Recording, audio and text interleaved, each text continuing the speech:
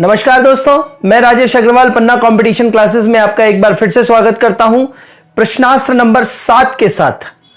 प्रश्नास्त्र में प्रश्नास्त्रों की जो सीरीज चल रही है दोस्तों, बहुत इंपॉर्टेंट प्रश्न और बहुत अच्छे एक्सप्लेनेशंस के साथ आपके सामने लाने का प्रयास कर रहे हैं हम लोग। और आज का पहला प्रश्न है, रिटेलर्स प्रायः जेनेरिक ब्रांडों का स्टॉक रखते हैं क्योंकि वे डैश ग्राहकों को लुभाना चाहते हैं। रिटेलर्स जो होते हैं वो जेनेरिक ब्रांड्स मतलब जिसमें कोई स्पेसिफिक ब्रांड नेम लगा हुआ नहीं है, है ना। तो जेनेरिक ब्रांडों का स्टॉक रखते हैं। जेनेरिक ड्रग्स होती हैं जैसे, जिसमें कोई ब्रांड की सील नहीं लगी होती है। ब्रांड की सील लगने से चीजें महंगी हो जाती हैं। तो जेनेरिक ब्रांडों का स्टॉक रखते हैं क्योंकि वे ग्राहकों को लुभाना चाहते हैं। तो मैंने जैसा कि आपको बता दिया कि जेनेरिक चीज जो होती है वो जेनेरिक मतलब सामान्य, और सामान्य पे जब सिक्का लग गया, सील लग गई और सिक्का लग गया, मतलब क्या, ब्रांडिंग हो गई इसकी जब सामान्य चीज की, तो उस ब्रांड का पैसा लगने लगता है। आप साधारण सा शर्ट लेने जाएंगे तो 300 रुपए की मिल जाएगी, लेकिन अगर किसी ब्रांड की शर्ट, ऊंचे ब्रांड की शर्ट लेने जाएंगे तो 3000 रुपए की मिलेगी। ठीक है, तो जेनेरिक ब्रांडों को रखते हैं। वो कैसे ग्राहकों को लुभाना चाहते हैं? वो लुभाना चाहते हैं गुणवत्ता के प्रति जागरूक, उच्च आय वाले ग्राहक, स्टेटस देखने वाले ग्राहक या कीमत देखने वाले ग्राहक। तो बताइए, जेनेरिक ब्रांड्स के लिए आदमी कब जाता है? जेनेरिक ड्रग्स की कीमत जो होती है वो सामान्य ड्रग्स की, ब्रांड वाली ड्रग्स की तुलना में बहुत कम होती है।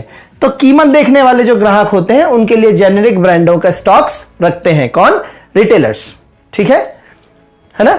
जैसे कोई किराने की शॉप में गया, गांव में कहीं किराने की शॉप में गया और उसने कहा कि लक्स अक्स साबुन दे दो मेरे को।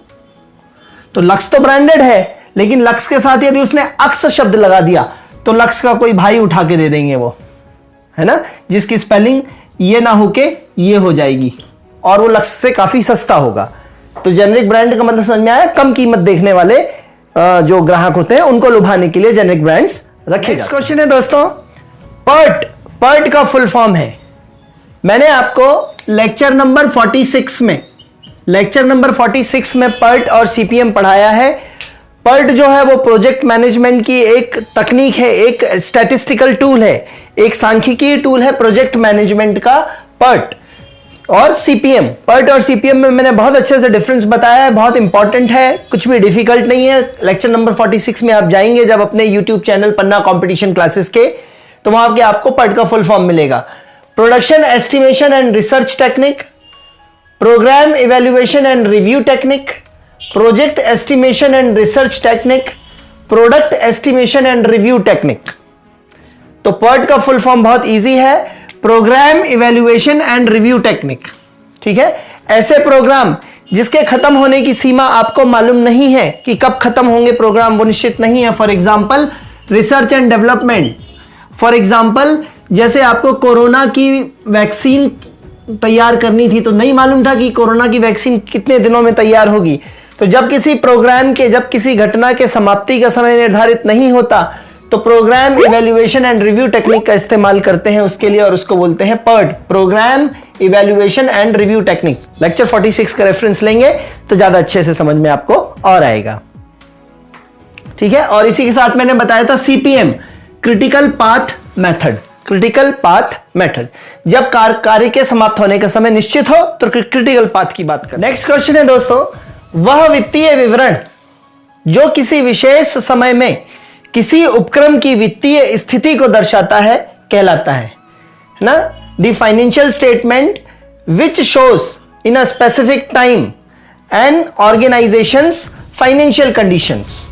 ठीक है, एक ऑर्गेनाइजेशन की फाइनेंशियल कंडीशन को, एक निश्चित समय की फाइनेंशियल कंडीशन को जो फाइनेंशियल स्टेटमेंट बताता है उसको क्या बोलते हैं? ठीक है, उसको क्या कहते हैं, है ना। तो फाइनेंशियल स्टेटमेंट्स, उस आंसर ये है बैलेंस शीट, दूसरा है कैश फ्लो स्टेटमेंट, तीसरा है इनकम स्टेटमेंट और चौथा है वित्तीय विवरणों के व्याख्यात्मक नोट्स या फाइनेंशियल स्टेटमेंट्स के एक्सप्लेनेटिव नोट्स। ठीक है, तो आपको मालूम होना चाहिए कि फाइनेंशियल स्टेटमेंट्स जो वित्तीय विवरण है वो कितने प्रकार के हैं? 3 प्रकार के होते हैं। ठीक है, ट्रेडिंग अकाउंट, फिर प्रॉफिट एंड लॉस अकाउंट और तीसरा होता है बैलेंस शीट। ट्रेडिंग अकाउंट को ही अपन थोड़ी देर के लिए बोल सकते हैं ट्रायल बैलेंस। ठीक है, जो अलग अलग लेजर होते हैं, लेजर से जो चीजें लाते हैं सारांश के रूप में ट्रायल बैलेंस में लाते हैं। ठीक है, तो trading account, profit and loss account और बैलेंस शीट जो होती है, यही 3 फाइनेंशियल स्टेटमेंट्स होते हैं। ठीक है, तो वित्तीय विवरण या फाइनेंशियल स्टेटमेंट की बात चल रही है तो कैश फ्लो से नहीं पता चलता है, आय विवरण से नहीं पता चलता है, व्याख्यात्मक नोट्स जैसी कोई चीज है ही नहीं, मतलब जरूरत ही नहीं है। यहां पे आंसर हो जाएगा बैलेंस शीट। इसी को बोलते हैं तुलन पत्र, तुलन पत्र, या इसी को बोलते हैं चिट्ठा। क्या बोलते हैं? चिट्ठा। तो ये सारी ये आंसर हो जाएगा। ठीक है, फाइनेंशियल स्टेटमेंट्स, फाइनेंशियल स्टेटमेंट्स कौन कौन से हैं? ट्रेडिंग अकाउंट, इसी को बोलते हैं trial balance, profit and loss account, लाभ एवं हानि खाता, और तुलन पत्र या बैलेंस शीट। ये 3 फाइनेंशियल स्टेटमेंट्स होते हैं। नेक्स्ट क्वेश्चन है दोस्तों, कौन व्यापार की तरलता का एक सूचक है? Which of the following is shows the liquidity of the trade या लिक्विडिटी ऑफ द उपक्रम। ठीक है, उपक्रम की तरलता या लिक्विडिटी का सूचक कौन सा है? फर्स्ट इज करंट रेशियो, वर्तमान अनुपात, दूसरा है शेयर लाभ, ठीक है, तीसरा है ऋण सेवा कवरेज अनुपात, और चौथा है कुल बाहरी देनदारियों के लिए शेयर अनुपात। ठीक है, वर्तमान अनुपात या इसी को बोलते हैं current ratio. Current ratio is equals to current asset upon current liabilities. ठीक है, और यही जो वर्तमान अनुपात है, यही लिक्विडिटी रेशियो या करंट रेशियो, यही जो है व्यापार की तरलता को बताता है। ठीक है, ये मैंने बहुत अच्छे से कवर कर रखा है लेक्चर 44 में, और ये दूसरे जो अनुपात हैं ये कवर कर रखे हैं मैंने लेक्चर 57 में। दोनों अच्छे से जाके पढ़िए, सुपरफिशियली पढ़िए, बहुत बाहरी तौर पे चीजों को जानिए और आंसर सही करके आइए। तो करंट रेशियो या सीआर जो होता है, current ratio is equals to current asset upon current liabilities.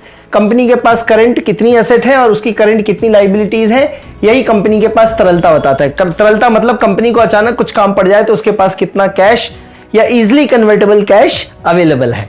ठीक है दोस्तों, क्या आप भी लगातार तैयारी के कारण नहीं बना पा रहे हैं अपने मैनेजमेंट सब्जेक्ट के प्रॉपर नोट्स, तो ज्वाइन कीजिए हमारे पटवारी मैनेजमेंट सब्जेक्ट के कंप्लीट कोर्स को, जिसमें आपको मिलेगा recorded classes, all lecture PDF notes, test दी। यह केवल इसकी फीस केवल 99 रुपए है। तो अभी व्हाट्सअप कीजिए इस कोर्स को ज्वाइन करने के लिए 90 39 53 44 79 पर। नेक्स्ट प्रश्न है दोस्तों, बहुत सरल प्रश्न है। विपणन मिश्रण शब्द प्रतिपादित किया था। Marketing mix, the word marketing mix was given by, पहला है जेम्स कुलिनान, हेनरी फेयोल, लूथर गुलिक और फिलिप कोटलर। ठीक है, हेनरी फेयोल ने दिए थे 14 प्रिंसिपल्स मैनेजमेंट के, 14 प्रिंसिपल डायड्यूटाई सुक्रोज। लूथर गुलिक ने दिया था पोस्ट कार्ब टेक्निक, आपको पढ़ा चुका हूं मैं। जेम्स कुलिनान कोई अलग साइंटिस्ट हैं। विपणन मिश्रण 4 P's ऑफ मार्केटिंग क्या होते हैं? Product, price, place and promotion, और उसमें 3 और मिला दो तो कुल मिला के 7 जो होते हैं वो सर्विस मार्केटिंग के होते हैं। पिछले प्रश्नास्त्र सेशन में मैंने आपको बताया है। इसका आंसर हो जाएगा, विपणन मिश्रण शब्द दिया था फिलिप कोटलर, या मार्केटिंग गुरु जो है वो फिलिप कोटलर, मैनेजमेंट गुरु इनफैक्ट बोलेंगे फिलिप कोटलर। किताब आती है इनकी प्रिंसिपल ऑफ मैनेजमेंट की। ठीक है, तो प्रिंसिपल बहुत बड़े मैनेजमेंट के थिंकर है फिलिप कोटलर। नेक्स्ट क्वेश्चन दोस्तों, पिछले पेपर्स में आया हुआ है। ईसोप का विस्तृत रूप है, the full form of ESOP. ESOP का फुल फॉर्म है, पहला है एम्प्लॉय स्टॉक ऑप्शन प्लान, दूसरा इलेक्ट्रॉनिक स्टेटमेंट ऑफ पर्पस, तीसरा इकोनॉमिकली सस्टेनेबल ओवरसीज प्रोजेक्ट, और चौथा इकोनॉमिकली सस्टेनेबल आउटरीच प्रोजेक्ट्स। सोच के बताइए दोस्तों, ईसोप का फुल फॉर्म क्या है?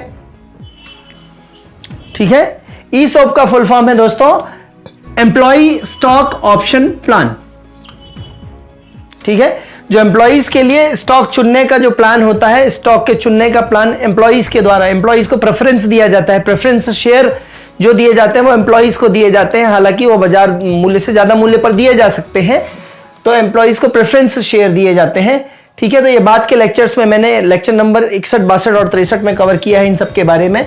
तो ईसोप का फुल फॉर्म है एम्प्लॉय स्टॉक ऑप्शन प्लान। ठीक है, इससे ज्यादा बहुत ज्यादा जानने की जरूरत नहीं है। नेक्स्ट क्वेश्चन है दोस्तों, कौन सा एक संपत्ति का लेखा है?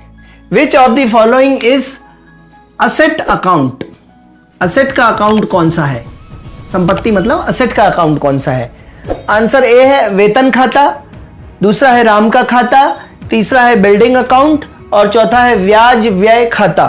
ठीक है, इंटरेस्ट एक्सपेंडिचर अकाउंट, जो आपने लोन लिया है, ऋण लिया है बाजार से, उसका जो ब्याज आप देते हैं, तो उस ब्याज के कारण जो आपका व्यय हो रहा है, एक्सपेंडिचर हो रहा है, वो ब्याज व्यय खाता कहलाता है। तो बताइए, सैलरी खाता, राम का अकाउंट, बिल्डिंग अकाउंट, या इसी को बोलेंगे कंस्ट्रक्शन अकाउंट, और इंटरेस्ट एक्सपेंडिचर खाता। तो असेट क्या है आपकी? असेट है आपकी बिल्डिंग। तो बिल्डिंग अकाउंट जो आंसर हो जाएगा वो हो जाएगा असेट अकाउंट या संपत्ति लेखा। सरल सरल से प्रश्न है दोस्तों, आप परिचित होते जाइए और अपनी सफलता। नेक्स्ट क्वेश्चन है दोस्तों, ट्रायल बैलेंस या कच्चा मिलान है। ट्रायल बैलेंस है एक प्रकार का विवरण, that is called statement. B लेखा, दैट इज कॉल्ड अकाउंट्स। तीसरा सी मतलब सारांश मतलब समरी, और चौथा बही खाता मतलब लेजर। बताइए क्या है ट्रायल बैलेंस। अभी मैंने पिछले क्वेश्चन में 2-3 प्रश्न पहले बताया ट्रायल बैलेंस, है ना। 3 प्रकार के स्टेटमेंट्स होते हैं। पहला होता है ट्रायल बैलेंस, 3 प्रकार के विवरण होते हैं, trial balance, profit and loss account, और तीसरा होता है बैलेंस शीट। तो ये तीनों के तीनों क्या है?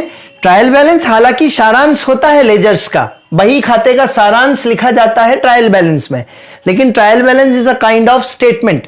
भले ही इसमें सारांश होता है बही खाता या लेजर का, ठीक है, लेकिन ट्रायल बैलेंस एक प्रकार का क्या है?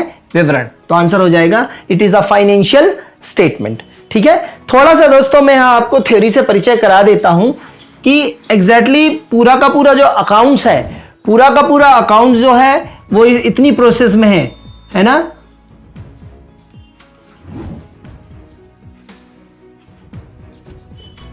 ऐसे, ठीक है, IMRCSAC, ये पूरा का पूरा अकाउंटिंग का प्रोसेस है। आई मतलब होता है identification of accounts, identification of accounts, है ना, कौन सा अकाउंट्स किस में है। दूसरा है उसका मॉनिटरी टर्म्स में मेजरमेंट करना अकाउंट्स का, मॉनिटरी टर्म्स में कि किस चीज की क्या वैल्यू है मॉनिटरी टर्म में, वो मेजर करना, ठीक है।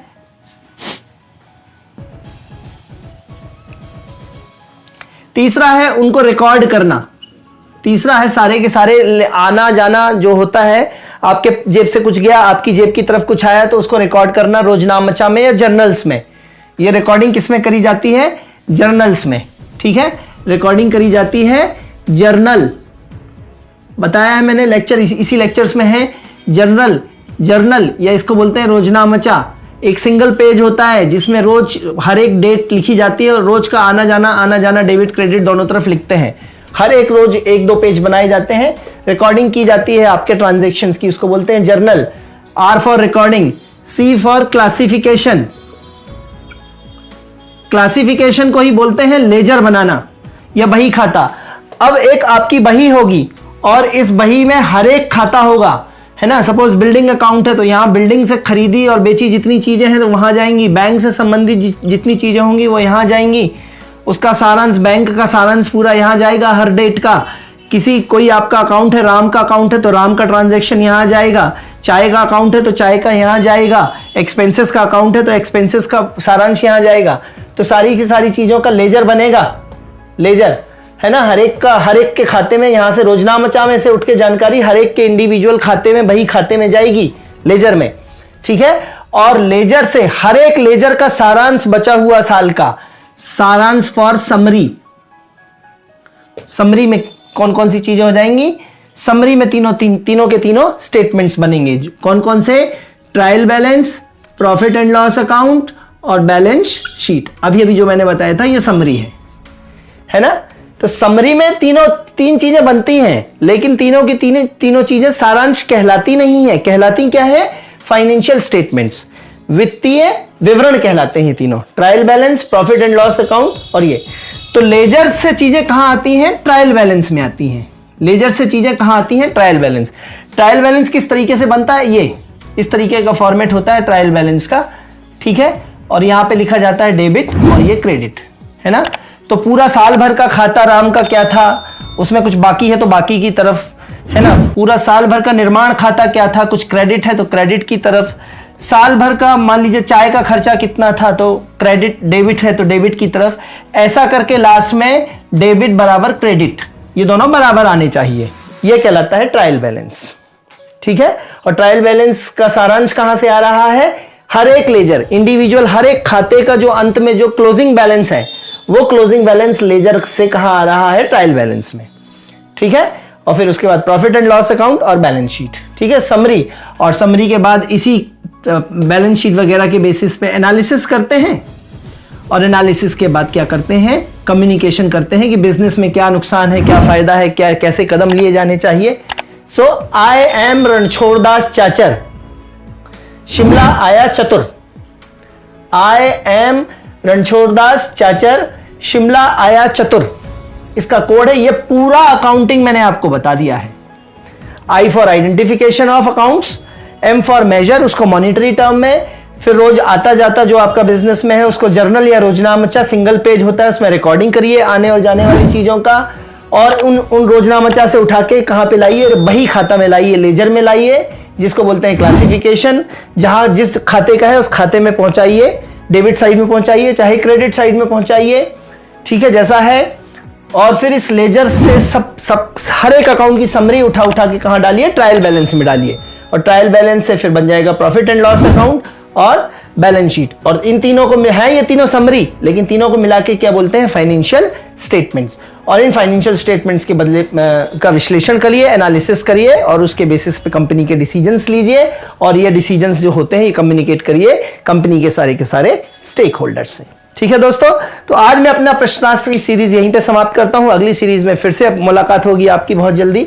तब तक के लिए धन्यवाद। अच्छे से पढ़ते रहिए। अपना YouTube चैनल पन्ना कंपटीशन क्लासेस है, इस पे जाके 63 लेक्चर्स डाले हैं मैंने कुल कंप्लीट प्रबंधन के, उसको पढ़िए और निश्चित तौर पे आप बहुत अच्छा रिजल्ट इससे अर्जित करेंगे। Thank you, good bye.